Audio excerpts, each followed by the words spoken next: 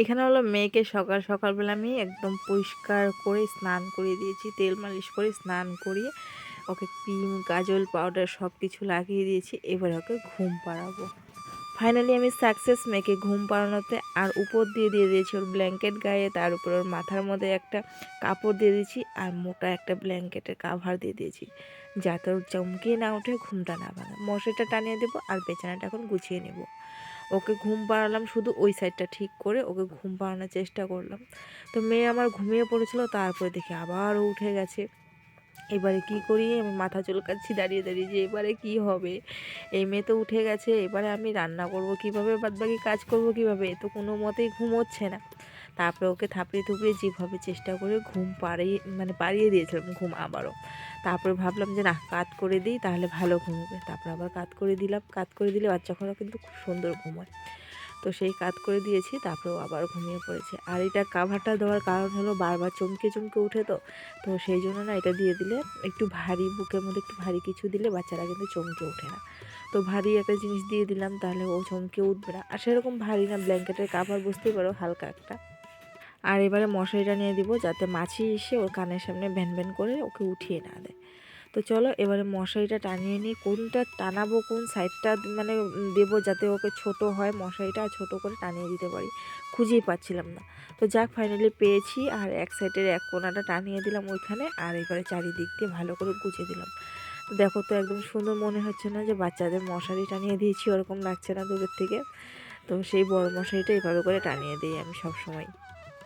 আর এবারে হলো যুদ্ধ শুরু হলো আমার বিছানা গোছানো নিয়ে। এই ছোট ছোট গুড়ি গুড়ি কাপড় ভাঁজ করতে যে আমার এতটা সময় লাগে, মানে এই কাপড়গুলো ভাঁজ করে গুছাতে গুছাতে, বিছানা গুছাতে পুরো 1 ঘন্টা লাগে। যেই বিছানা আমি আগে 10 মিনিটে গুছিয়ে নিতাম, পুরো 1 ঘন্টা লাগে। কারণ এই গুড়ি গুড়ি কাপড় ভাঁজ করো, গুছিয়ে গুছিয়ে রাখো।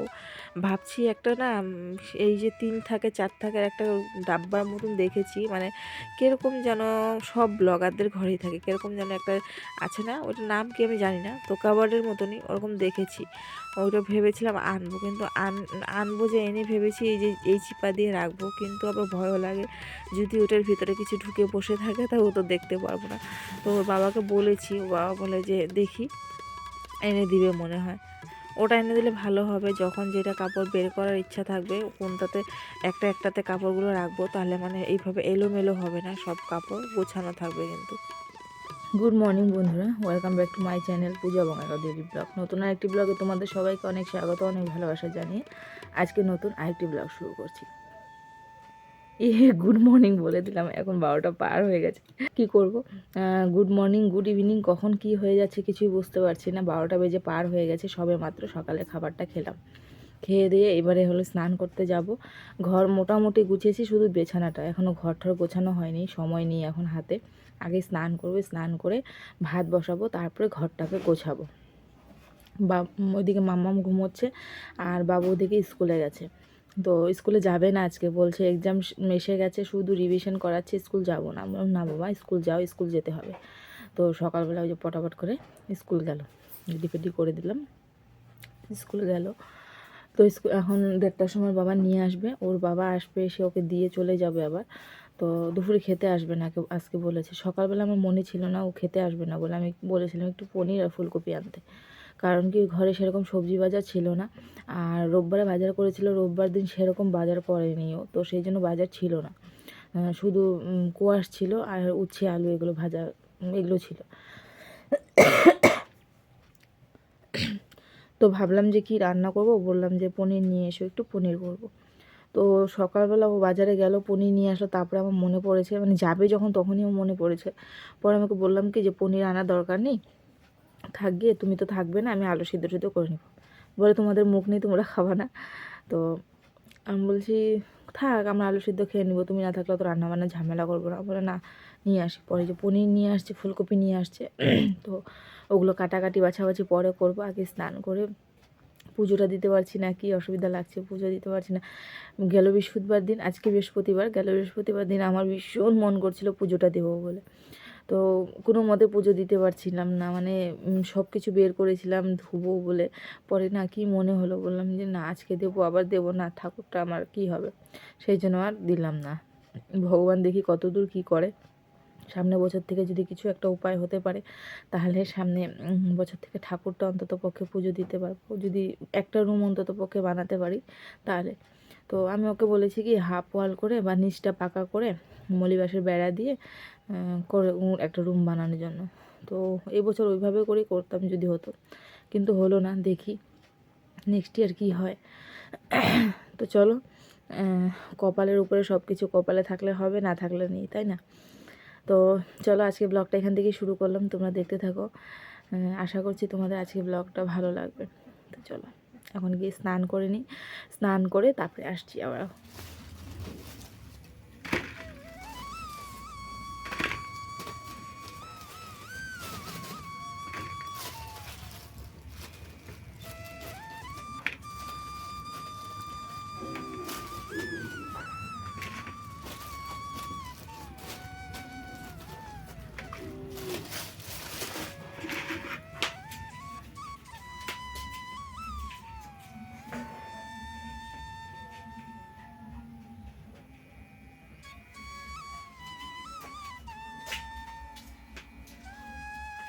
লাল লাল দেখে কটা লঙ্কা বেছে রোদে দিলাম।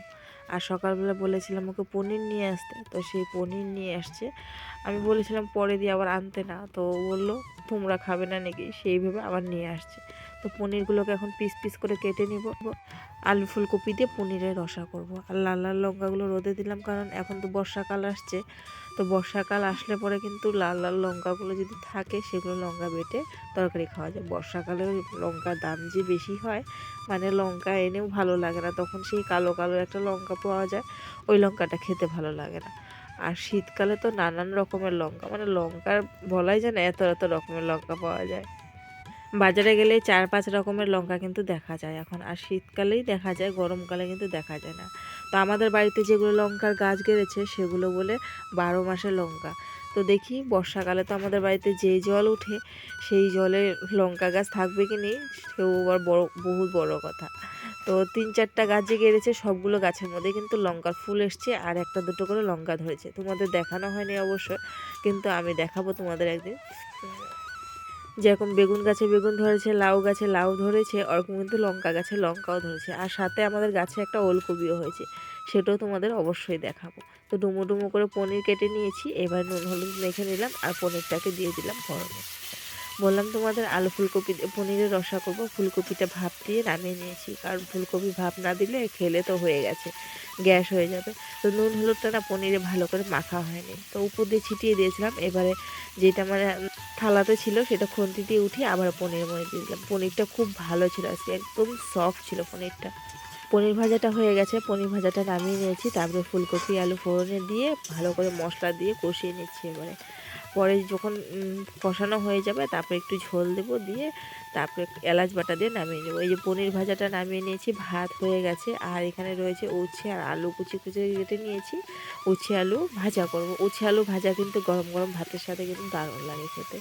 আর দেখো পুরো ওয়েদারটা একদম মেঘলা মেঘলা করে রেখেছি, কদিন থেকে এরকম হচ্ছে, সকালবেলাটা ভীষণ কড়া রোদ থাকে, তারপরে দিন এরকম মেঘলা মেঘলা ওয়েদার থাকে কিন্তু। তো যাই হোক, কাপড় জামা তো শুকিয়ে গেছে ওয়েদারে, সকালবেলার ওয়েদারে, যেহেতু সকাল সকাল জামা কাপড় ধোয়া হয় তো রোদ থাকে সকালে, সকালে সব জামা কাপড় কিন্তু শুকিয়ে যায়। তো চলো এদিকে আমি আলু ফুলকপি দিয়ে পনিরের রসাটা করে নিই, করে তারপরে বাদবাকি রান্নাবান্না যা আছে সেরে নিই। রান্না করতে করতে চলে আসছে বাবু, এসে ডাকাডাকি শুরু করেছে। তো তাড়াতাড়ি করে গেলাম গেট খোলার জন্য। দেখো সোয়েটার চাদর সব কিছু মাথায় রয়েছে, গায়ে রয়েছে, কারণ হলো এখন বললাম না মেঘলা করে নিয়েছে, ওয়েদারটা ভীষণ ঠান্ডা ঠান্ডা লাগছে। তো স্কুল থেকে চলে আসছে, এখন বাজে ঘড়িতে পুরোপুরি 2টো। ওদের স্কুল ছুটি দেওয়ার পর নিয়ে আসে 10 মিনিট মতো লাগে হয়তো। তোর বাবা বলছে জলের ড্রামটা দাও, আমি বললাম আসো জলের ড্রামও নিয়ে যাও, আর সাথে হলো ডালের জলও খেয়ে যাও। তো সেই ও জলের ড্রাম নিয়ে যাবে আর জলও খেয়ে যাবে, আর বলছে যে আমি এই বেলা আর আসতে পারবো না, ও বেলাও আসতে পারবো না, ও বিকেলবেলা আসার কথা ছিল, বললো বিকেলবেলা আসতে পারবো না, একবারে রাতের বেলা আসবো। তো বন্ধুরা রান্নাবান্না হয়ে গেছে কমপ্লিট, এদিকে ঘুমোচ্ছে আর আমি এখন কাপড় জামা ভাঁজ করব। বাবু স্নান করতে গেছে, স্নান করবে না এখন, যেহেতু পুরো ম্যাগ করে নিয়েছে আর প্রচণ্ড ঠান্ডা ঠান্ডা ওয়েদারটা, তো বাবুকে বললাম যে হাত পা ধুয়ে নে, স্নান করতে হবে না এখন।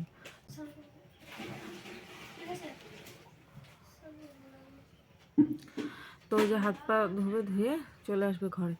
তো তো চলো ও আসলে পরে ওকে ভাত দেবো। ব্ল্যাকিকে খাইয়ে দিলাম। আজকে পনির রান্না করেছি, তো পনির ভাজা পনির রেখে দিয়েছিলাম, ব্ল্যাকি ভাজা পনির দিয়ে সুন্দর করে ভাত খেয়ে নিয়েছে।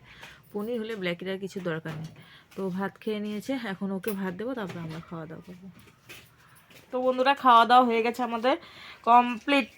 আর এই যে ঘুমিয়ে পড়লাম, বলতে শুয়ে পড়লাম। ওই যে মেয়ে আমার উঠে গেছে, ঘুম থেকে একটু খাওয়ালাম, খেয়ে ওই যে বাবু হলো ওইদিকে খেলছে, ওর সাথে সাথে দেখছি। ও যদি না ঘুমায় ওর সাথে আর কথা বলবো না। এই যে ছেলেটার সাথে কই গেলি, মোবাইলে উল্টা উল্টা দেখা যায়। এই ছেলেটার সাথে, এই ছেলেটার সাথে না ঘুমাইলে আমি আর কথা বলবো না। একটুখানি মোবাইলটা দিবা তাহলেই আমি মোবাইল এখন না, ঘুম থেকে উঠবি তারপর মোবাইল। আমি কোনো কথা শুনবো না। বুনু ঘুমাচ্ছে, আমিও ঘুমাবো, তুইও ঘুমাবি। কালকার মতন একবারে 7টার সময় উঠবো, 4টা বাজে 7টার সময় উঠবো। মোবাইল দেখতে দাওই না তুমি, আমি তাহলে কি করব? হ্যাঁ, মোবাইল দেখতে লাগবে না এখন। না মোবাইল একটু খালি 1 সেকেন্ড। 7টার সময় উঠবি, 7:30টা পর্যন্ত মোবাইল দেখবি, চা বানাবো, অতটুকু টাইম দেখবি, তারপরে বই নিয়ে বসবি। 7:30 থেকে নিয়ে 10টা পর্যন্ত পড়াশোনা করবি, তারপরে মোবাইল দেখতে পারবি। তো এখন হলো আমিও শুয়ে পড়লাম, কারণ কোমরটা ভীষণ ব্যথা করছে আমার। কোমরের উপরে মানে ভীষণ ব্যথা করে। তো সেই জন্য আমিও শুয়ে পড়লাম, মাম্মাও শুয়েছে। ওই যে মেয়ে আমার এখানে। মাম্মা এদিকে ঘুরো তো, একটু তুমি দেখি এদিকে, একটু দেখি তুমি এদিকে, আমি একটু দেখি। এই যে মাম্মা দেখি, ওই যে মাম্মা দেখি তো। হ্যাঁ, কি কি কি কি কি?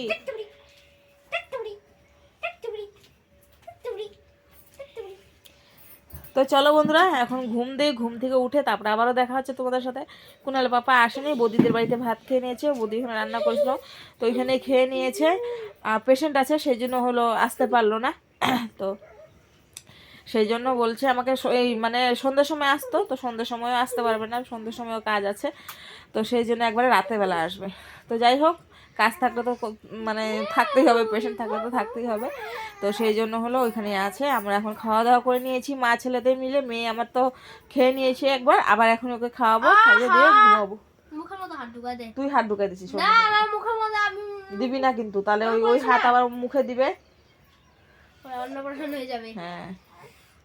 তো চলো তোমাদের সাথে আবার পরে দেখা হচ্ছে। এখন একটু ঘুম দিয়ে উঠি। ও মা, ঘুম পাচ্ছে আমার, ঘুম দিয়ে উঠি। চলো টাটা। তো বন্ধুরা, এবারে সন্ধ্যের সময় খাওয়ার জন্য এখানে করছি চিড়ে ভাজা, পেঁয়াজ আর কাঁচা লঙ্কা দিয়ে চিড়ে ভাজা করছি সন্ধ্যের সময়কার খাবার জন্য। কারণ কি কোনো হলে পাপা আসেনি, কি খাবো সন্ধ্যের সময়। তো সেই জন্য এই যে এখানে হচ্ছে চিড়ে ভাজা। এখানে হলো লিকার চা করব, কারণ কি দুধ দিয়ে যায়নি, তো লিকার চা করতে হবে। বাবুকে বললাম যে তুই এসে বিস্কিট খা, ওকে বিস্কিট ছিল, ও সন্ধ্যার সময় গিয়ে নিয়ে আসছিল বিস্কুট, তো ওই যে বিস্কুট খেলো। চিড়ে ভাজা করছি, যদি খাবে তো খাবে। এখন আবার